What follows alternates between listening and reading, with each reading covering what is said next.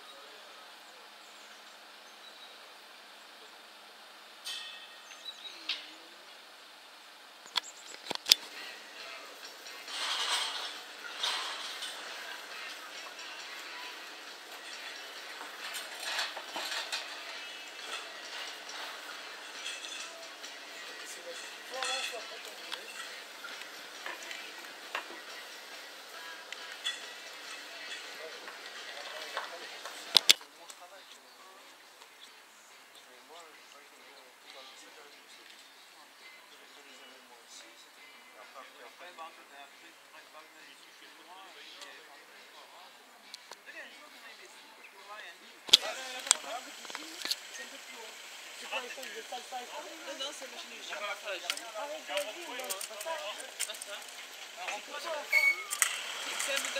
y a des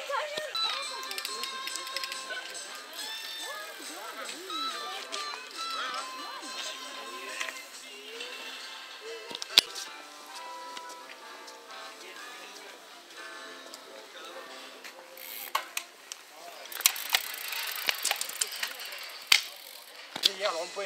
D'abord, je parlais hier, le rond-point. Ah oui, moi je te parlais de celui qui est là.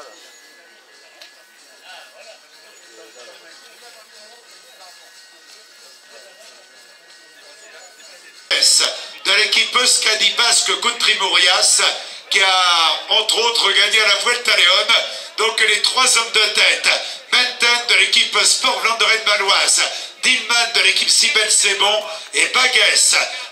Les grands noms qui figurent au palmarès de l'épreuve, Jean-Luc Molinari avait été le premier vainqueur, son père avait gagné étape sur les routes du Tour de France et le fils avait fait la même chose puisque Jean-Luc Molinari avait gagné à Rolbeck en 1974. Cyril Guimard.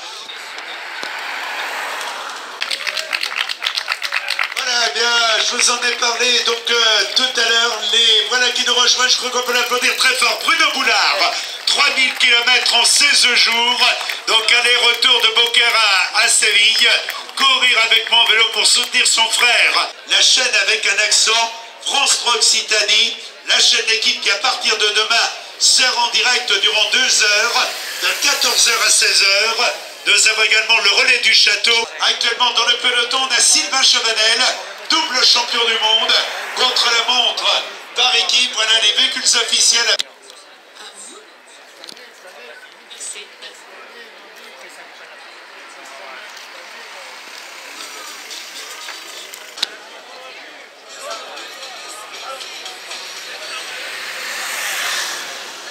Valentin Madouas, excellent donc lors du Grand Prix de la Marseillaise, rien de tel pour le mettre en confiance, pour le compte de l'équipe Fortuné Osman Stayenne, pour l'équipe Delco Marseille, Provence KTM, l'Italien Mauro Finetto, a évidemment une pointe de vitesse qui peut l'autoriser à viser un bon classement, pour l'équipe Vital Concept, Cycling Club, on peut penser notamment à Brian Cocard.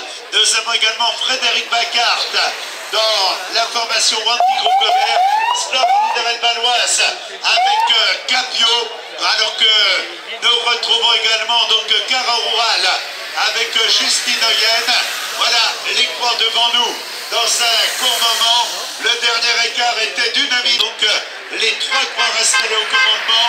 Je vois le contrôle électronique à commande vocale qui va annoncer donc les 3 tours. Merci Tiffany. Donc, les 3 tours de l'arrivée, un peu plus de 24 km à couvrir dans l'épreuve du jour. Voilà, 3 amants. Quelles sont les équipes qui se sont portées en tête de peloton pour essayer de revenir sur le trio installé au commandement depuis les premiers kilomètres? En effet, c'est dès le début de l'étape que l'on a retrouvé les 3 courses en tête. Voilà les véhicules officiels. Donc Skoda devant nous, partenaire donc, de l'édition 2018 de l'Étoile de Bessèges, 48e édition de l'épreuve et 3 hommes en tête. Donc Nico Menten en compagnie donc, de Michael Dillman et de Baguès. Et voilà les 3 hommes de tête. Alors que les encourager donc devant nous avec Nico Menten que nous avons au commandement, 2e position Dillman et à la 3e place Baguès. Derrière on attend évidemment le passage du peloton. Le dernier écart était d'un petit peu plus d'une seconde et puis on a dû se regarder un petit peu pendant ce temps. Les 3 coureurs que nous avions en tête, eh bien, ne lâchaient absolument rien. Ils maintenaient donc un rythme soutenu, ce qui leur permettait donc d'avoir leur avance, remontant légèrement. Le dernier écart était d'1 minute 15, mais là les choses diminuent considérablement avec le peloton qui va apparaître devant nous et les équipes qui s'installent aux premières places. On a vu tout à l'heure au commandement donc plusieurs formations avec ici l'équipe Vital Concept Cycling Club, les hommes de Brian Cocard qui amènent le peloton actuellement donc à quelques 3 tours de l'arrivée. Ce sont tous les coéquipiers donc de la formation donc de Brian Cocard que nous avions en tête, Vital Concept Cycling Club. Ils sont bons les vélos, hein. Ah ouais, c'est vrai que le matin, lorsque l'on présente les coureurs à la signature, que les vélos sont posés devant notre podium, c'est un vrai salon du cycle que l'on a là qui nous permet de découvrir évidemment toutes les nouvelles gammes de vélos donc utilisées par les différents champions. Voilà, lorsqu'ils reviendront devant nous, et il restera donc 2 tours à couvrir. On sait que pour le trio de tête, ça devient compliqué, on ne dira pas une mort annoncée, mais c'est vrai que le peloton donc, devrait logiquement rétablir la situation. Si l'on regarde de nombreux déroulements de l'épreuve à laquelle nous assistons avec, pour le moment, un schéma qui, semble-t-il, pourrait bien être idéal pour les sprinters. On a vu notamment donc, Brian Cocard autour de Sarcha où il a obtenu un bon classement et le podium. Quelques notes en musique, on se retrouve dans 1 ou 2 minutes. Wanty Groupe Gobert avec Frédéric Bacart, Sportflotte de Rennes-Valoise avec Amaury Capio, l'équipe Cara Rural. La ligne était de 1 minute et 3 secondes. L'ordre des passages était le suivant. En tête, nous avions Menten, Dillman était 2e, Baguès était 3e. À 1 minute, nous avions Justin Metier. Voilà, dans le peloton, donc il y a une chute dans le peloton, mais tout le monde est reparti. C'est l'information que nous venons de recevoir. Un petit peu plus de 150 km et il y a une fin de course. Évidemment, très vive, on va voir l'écart. Est-ce qu'on a un nouvel écart? Lutte entre les 2 hommes de tête. Voilà, l'écart donc que nous avons reçu laisserait donc envisager toujours 1 minute à l'avantage des 2 hommes de tête. Et ils ne sont plus que 2 au commandement. Dillman de l'équipe Sibel Sebon et Baguès de l'équipe Scadi Mourias à quelques 2 tours de l'arrivée derrière.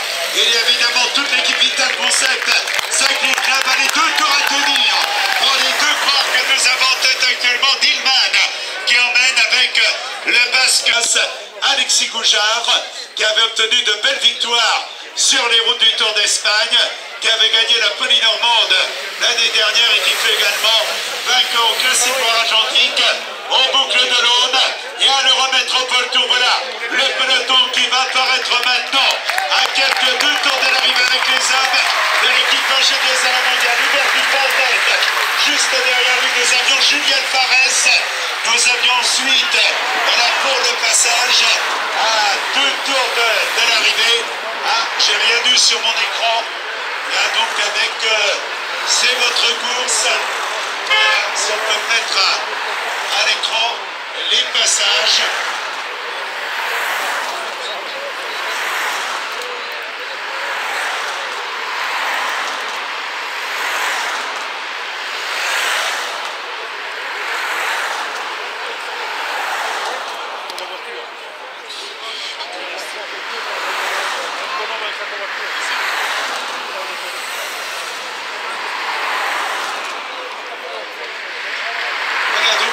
Sous le regard de prestigieux champion, on a vu tout à l'heure Raymond Poulidor, Luc Leblanc, maillot jaune sur les routes du Tour, alors que nous avons le passage devant nous donc d'Adrien Garel, qui a fait un gros travail en tête de peloton, on a vu tout à l'heure.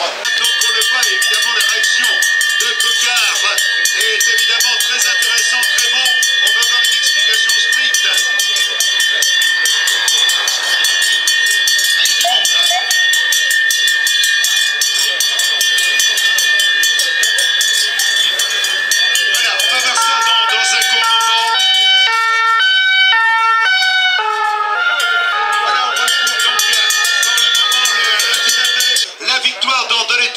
Il reste un tour à effectuer, là c'est très nerveux.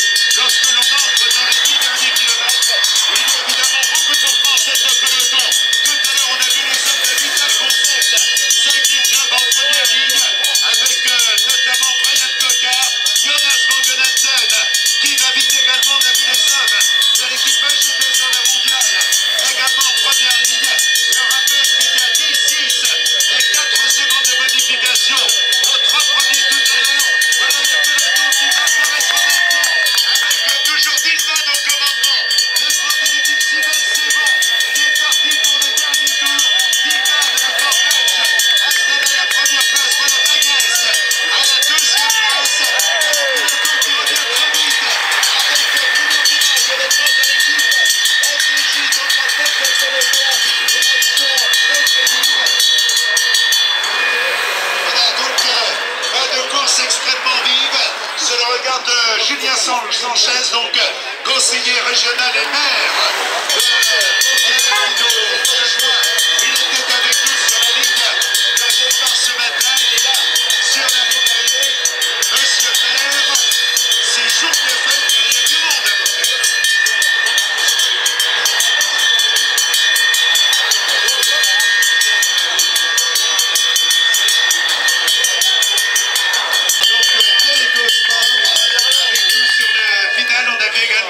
Jean-Pierre Pfister donc est à croire lui aussi capable d'aller chercher le succès. L'ordre des passages tout à l'heure, nous avions en tête donc Dilman. Baguès était 2e à 15 secondes. Voilà pour le moment, donc échappée terminée, eh bien tout est à refaire, donc peloton regroupé, voilà l'information. Dilman aura lutté en approche. Les croire en revanche à l'arrière sont distancés par le peloton. Ils ont fait leur part de travail. Et c'est évidemment aux coéquipiers de prendre le relais. Le Grand Prix de la Marseillaise a vu une victoire française avec Alexandre Geniez. Est-ce qu'aujourd'hui, donc, eh bien, dans l'étape qui nous amène de Bellegarde de Beaucaire, il y aura une victoire française, on va le savoir. Dans un grand instant, vous allez apercevoir les coureurs bien avant moi, donc je les découvre. Bien évidemment, il y a un peloton très équilibré, donc dans l'étoile de Bessèges. Le premier maillot de leader sera attribué dans quelques minutes. Voilà la voiture donc des directeurs de course. Voilà Roland, vous nous faites signe, Roland Fongil. On reste à votre avis que ceux qui... Attention, on va les découvrir dans un instant maintenant pour aller chercher la victoire. Quelqu'un avec de cela, y a-t-il d'autres sprinters dans l'équipe FDJ avec Marc Sarrault qui est donc le plus rapide. Marc Sarrault qui s'impose pour l'équipe FDJ. Ah, si on peut avoir le classement sur notre écran, on sait que Marc Sarrault donc gagne. Marc Sarrault donc vainqueur de l'épreuve. Voilà, on va demander à nos amis de C'est Votre Course de bien vouloir nous mettre donc le classement de manière Marc Sarrault Donc il est le vainqueur, on rappelle qu'il a gagné au Tour Poitou-Charentes. Il était deuxième à Fourmies, il était deuxième également lors de Paris-Bourges. Et là, eh bien, elle commence la saison avec Johan Gene qui en termine. Et c'est votre course, on lance un petit message. Si on pouvait avoir le classement donc de l'étape du jour. Voilà, donc victoire pour l'équipe FDJ. Tu leur dis là-bas que tant que la voiture balai n'est pas passée. Tu leur dis que tant que la voiture balai n'est pas passée, personne ne bouge. Victoire de l'équipe FDJ, donc qui eh bien s'impose après donc Alexandre Geniès qui lui porte les couleurs de l'équipe AG2R la mondiale.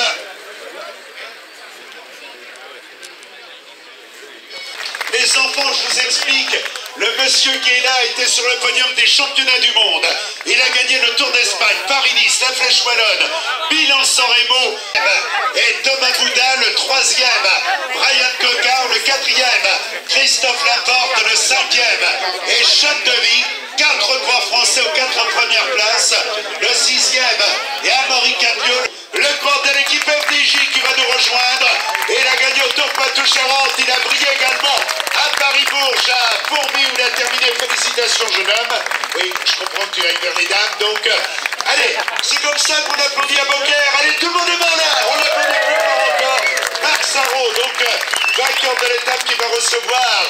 Voilà, Marc Sarrault qui va recevoir le trophée donc de la Terre d'Argence. Reste la marque qui va lui être remis par monsieur Juan Martinez, président donc de la Terre d'Argence, le trophée de la Terre d'Argence, et puis également donc la mairie de Beaucaire avec Julien Sanchez, conseiller régional d'Occitanie et maire de Beaucaire, donc qui remet le trophée de vainqueur à celui qui est évidemment l'un des tout meilleurs sprinters de la jeune génération. Le voilà, Marc Sarrault pour le compte de l'équipe FDJ, qui est originaire d'Orléans, toi, hein. Vierzon, voilà, faut pas que je me trompe, hein. Vierzon, célèbre pour son église.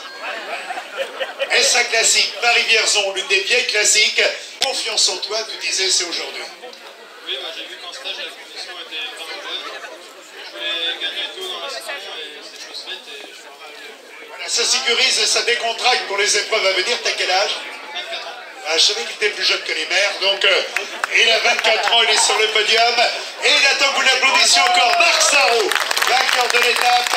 Ah, il a fallu battre le nez, les Belges chez eux à plusieurs reprises. Au Grand Prix de l'Escaut, il avait fait 4e face au meilleur coureur belge. Il a gagné au Tour Poitou-Charentes.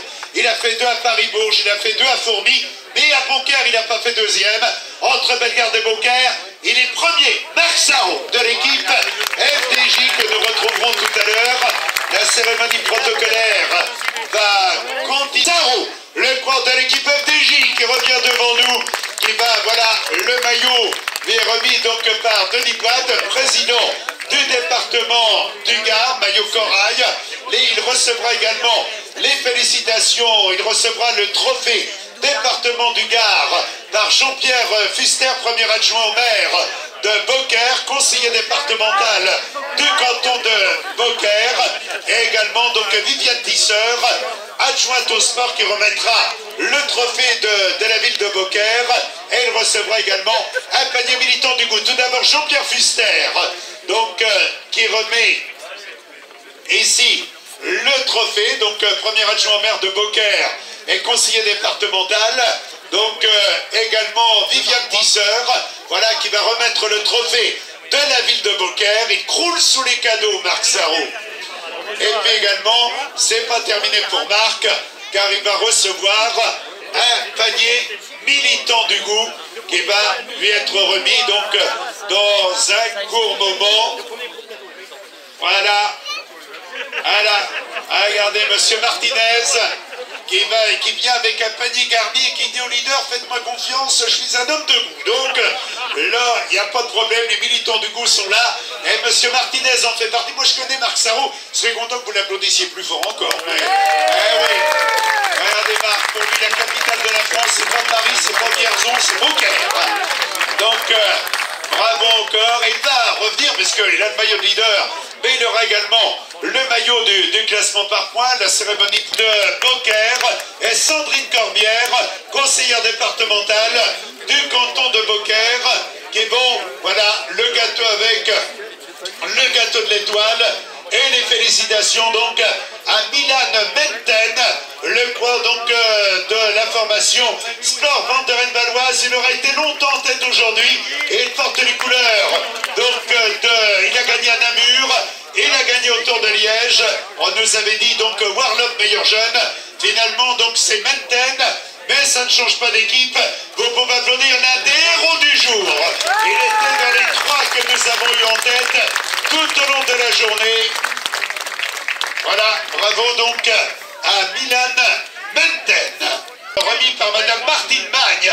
Enfin Magne en plus, un nom de cycliste. Eh oui, Antonin, eh oui, qui a dirigé Raymond. Voilà. Eh oui, Raymond Bussière, c'est pour la même chose. Raymond Poulidor.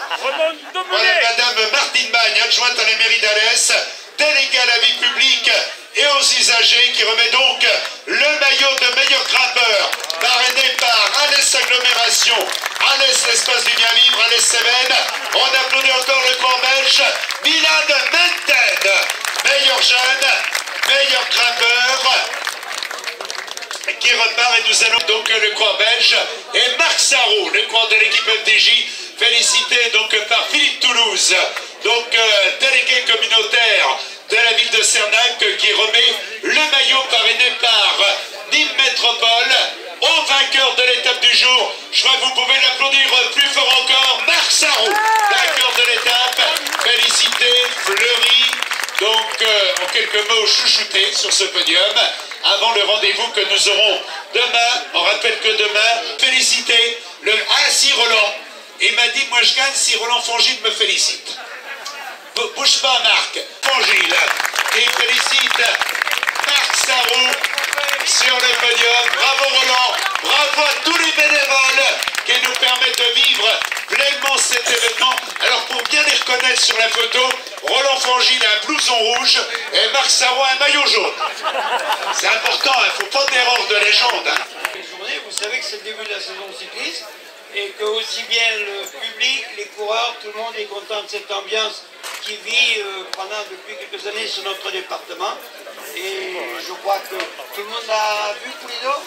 Poulidor? Oui. Ah, il est parti au centre aéré, il devient moniteur du centre aéré. Qui nous rejoignent sur le podium. Et Lofrangin a tenu à l'accompagner dans le dernier kilomètre. Allez devant, allez tous les deux. Écoutez, on ne va pas faire de discours, mais je crois, on applaudit les champions. Je crois qu'on peut applaudir le formidable geste, donc entre deux frères, voilà, côté fraternel, donc 3000 km.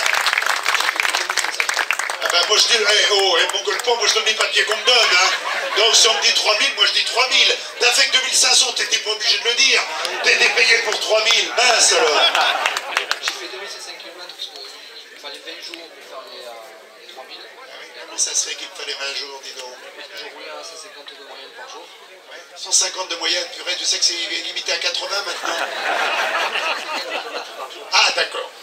Et comme j'avais pas le temps de faire l'aller-retour, j'ai changé ma direction, j'ai fait toute la côte pour arriver à Séville lundi avec les 2500 km. Et je suis rentré hier en train pour aujourd'hui remercier M. Fangile et toute l'organisation de l'étoile de message pour cette intervention. Et je tiens à dire que voilà, il a fait un AVC il y a 15 mois et il s'est battu. 16, tu vois. Il avait tout le côté gauche paralysé. Et le docteur lui a dit vous finirez dans un fauteuil roulant, et lui il a dit impossible à 50 ans. Il s'est battu, il marche, difficilement il marche, il remonte sur un vélo. Et je tiens à dire qu'il ne faut rien lâcher dans la vie, il faut se battre et se fixer des objectifs et y croire. Rien d'autre à ajouter. On tient à vous dire bravo et merci, c'est bien. Allez, prenez-vous par le cou là tous les deux.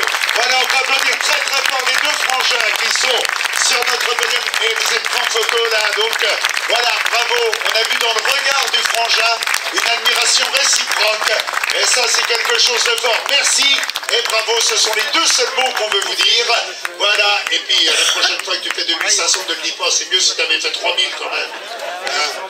Ça c'est le problème quand on a de la famille sur le parcours, on va jamais jusqu'au bout.